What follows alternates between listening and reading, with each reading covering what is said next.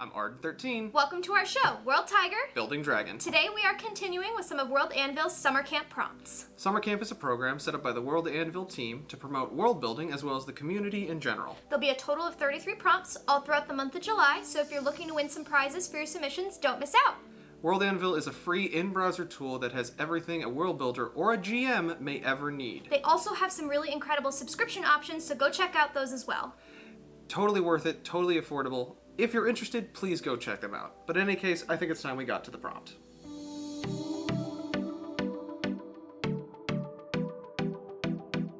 What is the prompt? Today we get to write about a building that has been repurposed from its original design. This is gonna be interesting. Looking forward to it.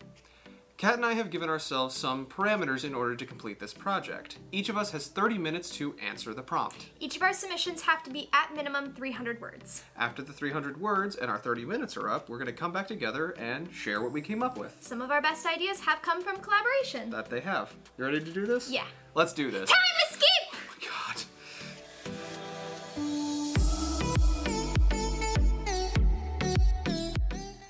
And we're back. We're back! How did you feel about this? I really liked this one, but I think I got caught up on the before it got repurposed, so I didn't necessarily get to scroll down as far.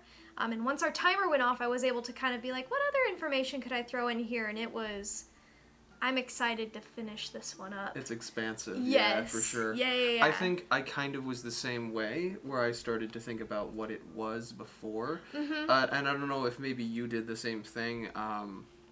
But I guess we'll talk about it more. I went with Ellecrid on mine. I did a writing for Ellecrid. And what I came up with is now essentially a ruin. So obviously a lot of the grandeur and a lot of the content is in the past. I just haven't really elaborated too much about it. But I'm excited to go back and look into it. Yeah. So, you want to go first? Sure thing. So, I wanted to build mine out of... in my world, there is a city called Estermary, and one of the key buildings in Estermary is this college. It's called the College of Koxorth. It's kind of like, it's your Hogwarts School of Wizards and Wizardry, just like that whole thing. But I didn't really have an idea of where it came from until this prompt. So, in essence, it was built out of the old castle that is now in Estermary. So, Estermary is based out of the country of Rodenef. So, I don't have my timeline 100% set. I think your timeline's a lot more solid than mine is most of the time. A little bit. But there was, at some point, a civil war, and this castle got raided and ransacked and completely destroyed. And in good favor, that old castle was owned by a family called the Family of Faerie, and they lost the war. But in good faith, those that were opposing them kind of were like, hey, we really destroyed your castle. Go rebuild a new castle, make it better this time. Have a great time. Did they prosecute the war? So how the war ended, very long story short, how the war ended is with a marriage. Two young people got together, happily ever after, so it was kind of like this other family being like, hey, you're a part of our family now, technically, so I guess we'll help you build a new home. But they still had this old, burning, smoking building just outside of their brand new, beautiful castle, so they're like, what are we gonna do with this? They had an auction for it. Didn't really get much out of the auction because no one's really looking to buy a castle that's completely ruined. So a man came and bought the place and turned it into a college. So I did end up focusing more on like how this castle came to be versus actually what is now the college part of it. I went into detail about the Great Battle, like this destroying of Old Castle Faerie, and kind of what it looked like. The old castle, it had pale stones, and it was really pretty. There was lots of blue decorative bits on this castle. But when I think I ended up calling it the Battle of Bloodied Peacocks, is like when the country got ransacked. And it is said that it was so awful. Oh, here's another note. Tangent. The fairy family, they were very vain. They very much were about the whole making everything beautiful. So so Athens during the Peloponnesian War. So what they did was they were like, well, we built this beautiful grand castle. We don't want to put a wall around it. No one will see it. So they just dug like an itty bitty little moat around the whole thing, and we're like, yeah, that's good enough. Yeah, that'll do. Okay. Yeah.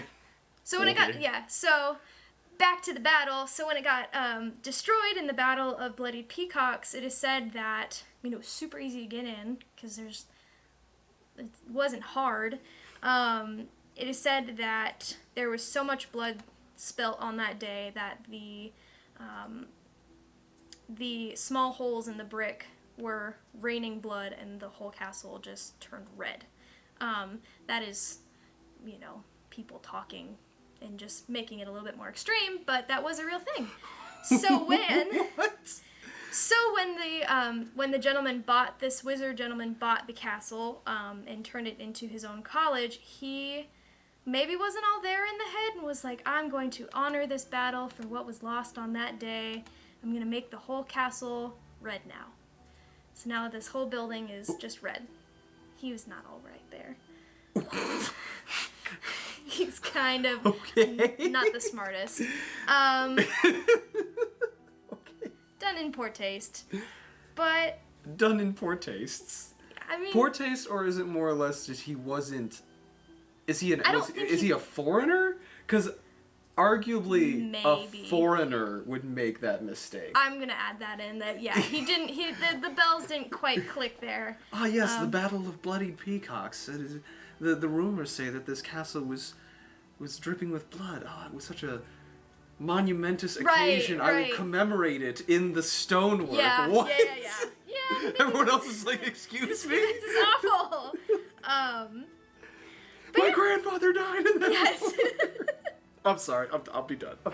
No, but they had, one of the things that they did have on World Anvil was the very first thing is they had, what was the purpose of this building? What was it originally built for? So I was able to go into kind of the castle as it originally was there. Then the section immediately underneath that is alterations. So what would be changed about the building after it had been repurposed? Something that I had put on there was, other than cleaning up the place and maybe adding in a wall that had been broken down, not too much needed to be changed to turn this into a school. They had plenty of spare bedrooms for classrooms. The servants' quarters could be kind of rearranged and moved around for student dorms if need be. The library, I did write on here that the library was updated and filled with more bookshelves versus just statues and plants, because they were, again, very vain, so it was more just like, look at this great library that we have that's filled with maybe a bookshelf. So they changed that. But yeah, I really didn't have a clear vision of how this school would function or how it would look before this. I just knew it was there.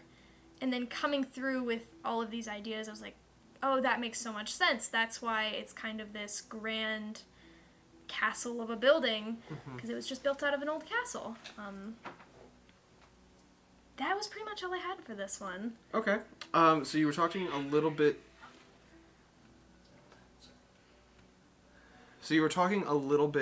about the supplementary prompts that you went through, the article type. Right. Well, no, we're looking at the article type. I'm trying to learn the vernacular. And I thought it was very interesting the way that they broke it down. It was almost like this article type was already built for this prompt in a way. Right. Where I kind of took a few liberties in in the architecture or the purpose of it, and then the alterations. So you already kind of knocked that in and broke that down, and I think that's really cool. Did you have any part that that really stuck out to you that you were really excited about to kind of flesh out that you didn't have already? Besides, the reasoning why it's... Right. I think the history was something that I really was able to go into. And then Now, I wasn't able to necessarily go into this now, but they have another section on World Anvil called Room. And you can include vehicles and connected rooms and kind of the designs and the way things look. So you can go very into detail about what all is in this, what would be in this college in my case. Probably won't go into too many details. It'll probably be pretty vague since it's a whole castle.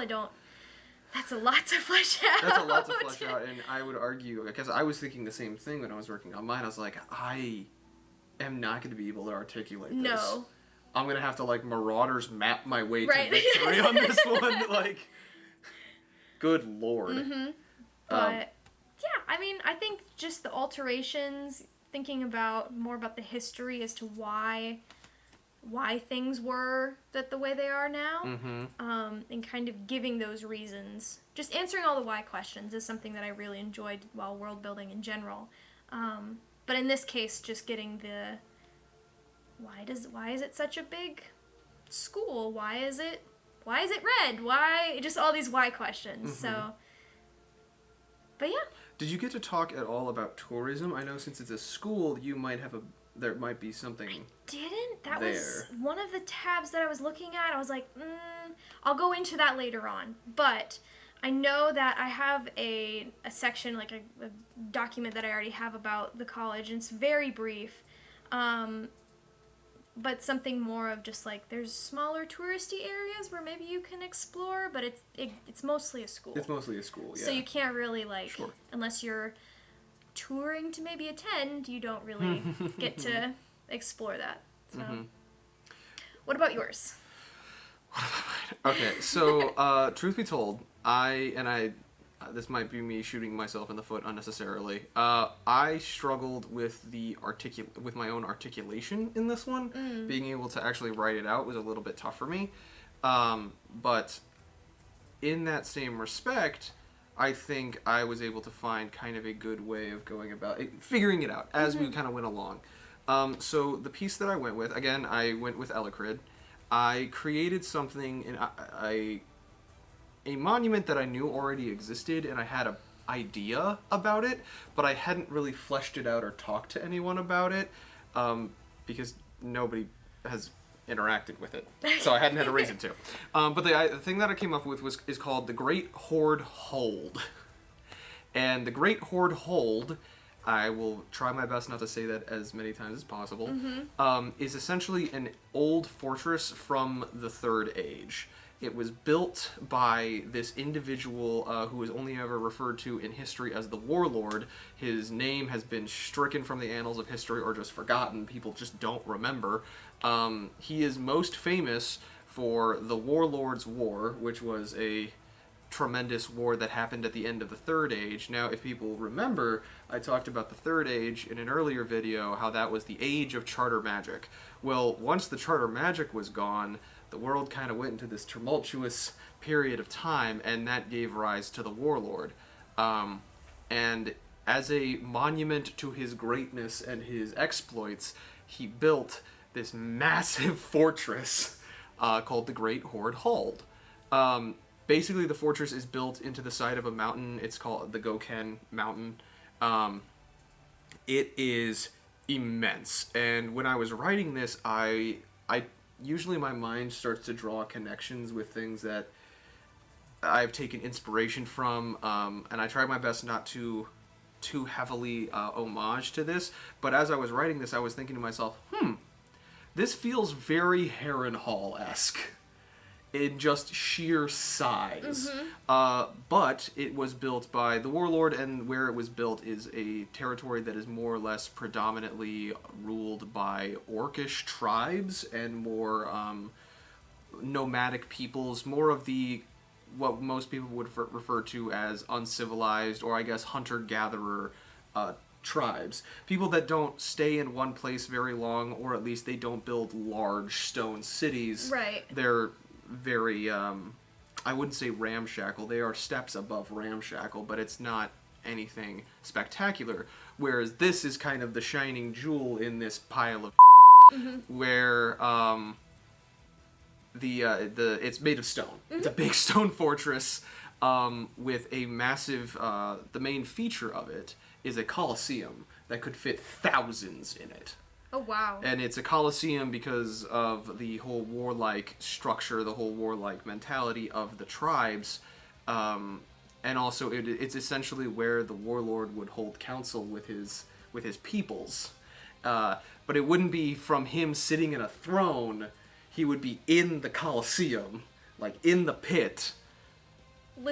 Speaking and orating and talking and inciting his people while they sat in the stands. And of course they would more than likely hold games. But one of the fun features that I came up with was that in the Great Horde Hold, there is the Citadel, there is the Coliseum and the Citadel, and they're connected. And they're connected in such a way that basically the front door of the Citadel comes right out into the pit of the Coliseum.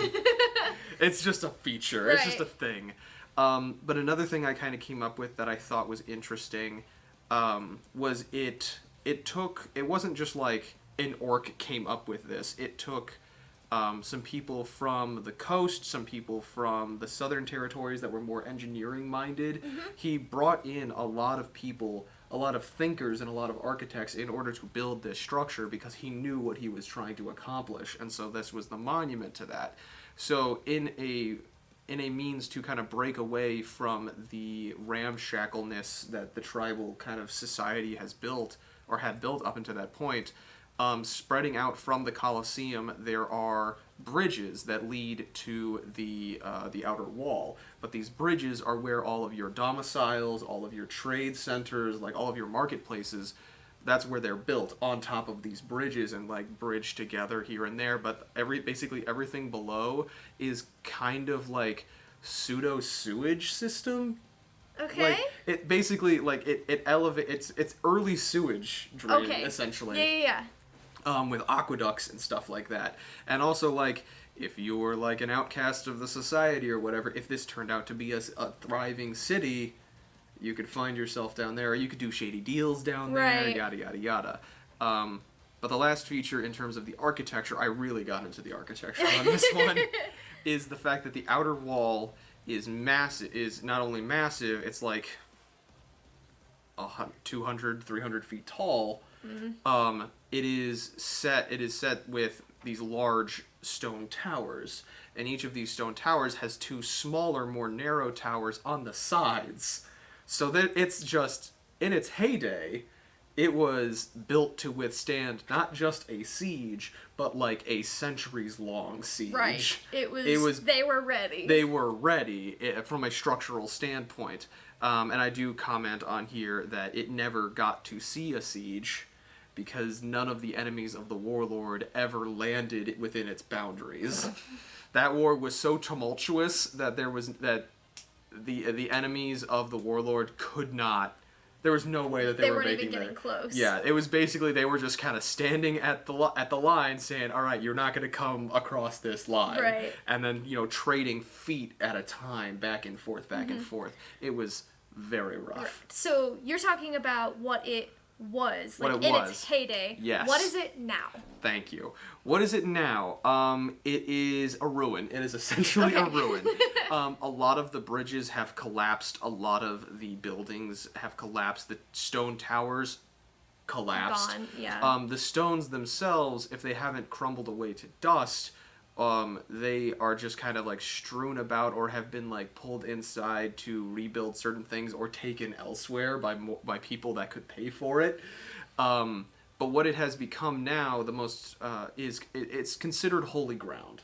The orcs, which is the dominant populace in this area, observe it as holy ground, as sacred ground of a jewel of their former glories, though most of them don't understand what it was. Because obviously, A, they weren't around when it happened, B, the stories that are told are, oral, and those things change all of the time. Right. So now it's basically just, this is a place that, according to our history and according to our legends, means something to us. We don't know specifically what it means to us, besides, like, at one point, the orcs and the people of this nation, this territory, this vast continent of Rohadar, on Praedor were something. Right. Were in contention with the Elven Imperium, which had been around for thousands of years. Mm-hmm. At this point, they'd been around since the First Age. Yeah. They're the oldest empire. But I'm stretching away from what it is.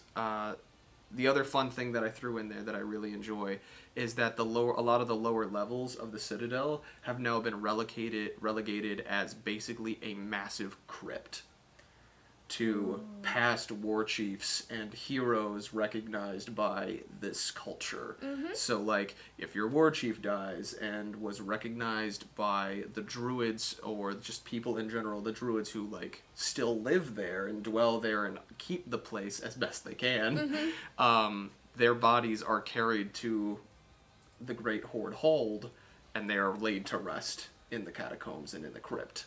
The other thing is that very rarely tribes will come together in the Great Horde Hold and, like, dispute different things or just fight each other over stuff. They got a whole coliseum coliseum for it, but it's used more or less now for a pseudo-political stage or a spiritual pilgrimage of a kind. It's definitely not where somebody can, at least now, without some upkeep, run an entire war. Right. Like an entire campaign. And that's kind of a lot of what I talked about here. Just like, I really went hard in the paint on the architecture. I got a little bit of the history. Yeah, I don't know if you noticed this, but on World Anvil, they do have an option where it's like, date that this became ruined.